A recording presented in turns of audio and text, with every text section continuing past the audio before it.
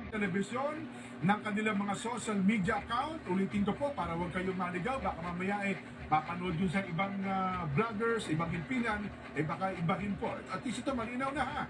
Ang mga kapatid po sa iglesia ay naghahanda na magsagawa ng rally upang ipahayag sa lahat ng mga kinauukulan na ang Iglesia ni Cristo ay pabor sa opinyon ng Pangulong Marcos na hindi sumang-ayon sa sinusulong ng ilang sektor ng impeachment dahil marami pong problema ang ating bansa.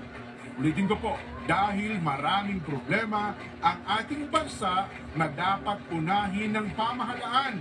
Ang iglesia ay para po sa kapayapaan at ayaw natin sa anumang uri ng kaguluhan na manggagaling sa kaninumang panig. Malinaw po yan na tinanggap naming bilin bilang mga kaanib sa loob ng Iglesia ni Cristo. Nason.